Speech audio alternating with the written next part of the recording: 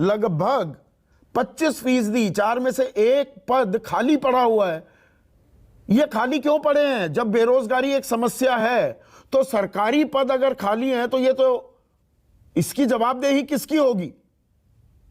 देखिए, सबसे पहले जो ये कुल रिक्तियां हैं, समाधान तो इनसे भी नहीं हो पाए, इसलिए कि जिस तरह से बेरोजगारी के आंकड़े भयावह होते जा रहे हैं, इसमें निसंदेह इनको हम कह सकते हैं कि इससे कुछ हद तक राहत बेरोजगारों छोटी छोटी शुरुआत करनी पड़ेगी ना, अलग अलग इलाकों में। ये पद 60 लाख पद जिसको अब कहा जा रहा है, जानकार कहते हैं 1 करोड़ पद तो सरकारी नौकरियों के, केंद्र राज्य और उनसे जुड़े हुए जो डिपार्टमेंट्स हैं उनके 1 करोड़ पद खाली पड़े हैं, तो उनको तो भर दीजिए।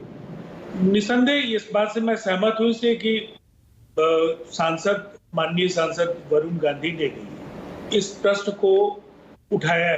अनेक वो सत्ता पक्ष के सांसद हैं, अनेक दूसरे स्रोतों से भी ये जानकारी है कि पद बड़ी संख्या में खाली हैं, चाहे वो शिक्षकों की नियुक्तियों का सवाल हो, फिशरीज में बड़े संख्या में नियुक्तियों का सवाल है, तकनीकी योग्यता के अनेक पद हैं, इंजीनियर्स और जो डिप्लोमाधारी जेईज वगैरह के अनेक पद हैं। इस तरह के अलग अलग श्रेणियों के 1 करोड़ पद हो सकते हैं खाली, इसमें कोई आश्चर्यजनक बात नहीं हो सकती। और मुझे ऐसा लगता है इस दिशा में जिस रफ्तार से ये काम हो रहा है उससे इस समस्या का समाधान नहीं है।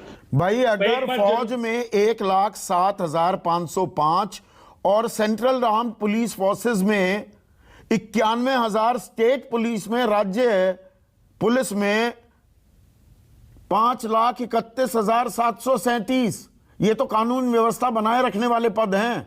ये तो ऐसे पद नहीं है कि इनकी जरूरत नहीं है जी।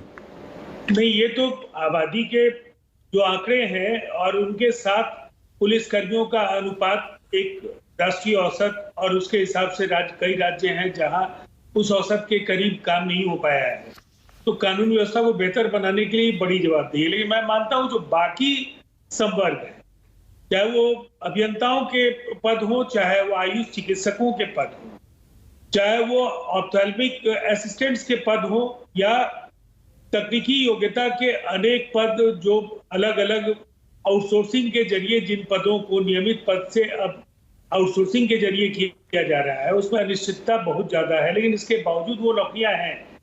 एक तो ऑटोमेशन से नौकरियां कम हुई, अब दूसरी तरफ ये रफ्तार बढ़ेगा। अगर ये नौकरियां भी नहीं भरी जाती हैं तो फिर इनका विकल्प भी सरकारें ढूंढ लेंगी। इसलिए मुझे लगता है इस पर ईमानदार कोशिश होनी चाहिए। और प्रधानमंत्री जी ने सबसे पहला वायदा 2 करोड़ नौकरियां प्रतिवर्ष देने की बात की।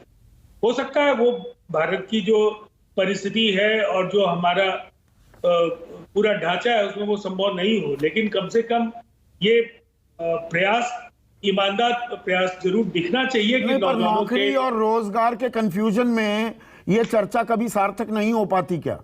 नौकरी रोजगार में हमें फर्क करना होगा। नौकरी एक मानसिकता है। आप जिस इलाके से आते हैं, मैं जहां से आता हूं, जिन संस्कारों से आता हूं, वहां पर नौकरी रोजगार को मानते ही नहीं। वो तो पूछेंगे, वो कई बार कि जी मैं ये करता हूं, मैं लिखता हूं, तो वो कहेंगे अरे करते क्या हो? सरकारी नौकरी के बिना वो नौकरी नहीं मानते।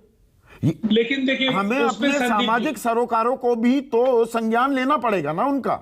नहीं, बुनियादी तौर पर एक बात समझना होगा कि सरकारी नौकरियां या जो दूसरे क्षेत्रों में नौकरियों के अवसर हैं वो धीरे धीरे जैसे जैसे ऑटोमेशन बढ़ेगा वो कम होंगी। और जहां तक रोजगार को लेकर के निश्चिंतता का भाव है वो आउटसोर्सिंग के जरिए कम हुआ। अब वो पूरी तरह से सर्विस प्रोवाइडर्स की इच्छा पर है। जब तक वो उनको खुश रख पाते हैं, विभाग और उनके बीच का समन्वय ठीक है, तब तक वो रोजगार ये नौकरी कर पाएंगे। ठीक है।